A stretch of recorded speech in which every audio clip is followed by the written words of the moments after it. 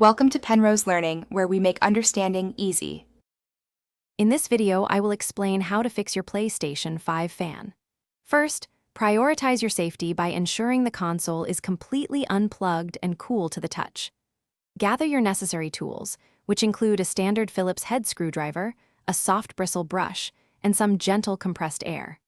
Working on a clean, uncluttered surface will prevent dust contamination and help keep track of small components during the process. This preparation is crucial for a smooth and safe experience.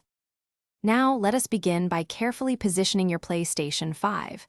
Lay it down horizontally, making sure the disk drive is facing upwards for optimal access.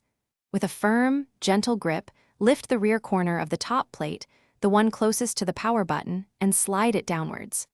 The plate should click free. Repeat this exact step for the bottom plate, revealing the internal components and the fan enclosure. With the covers removed, you will now see the fan. Using your Phillips head screwdriver, carefully remove the 3 small black screws that secure the fan's protective cover. Gently lift this cover, and then carefully disconnect the fan's power cable from its small socket on the motherboard.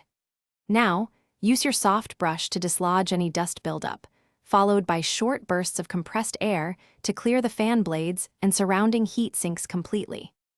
After cleaning the fan, take a moment to inspect the entire cavity for any larger debris, like pet hair or lint, which might be impeding airflow.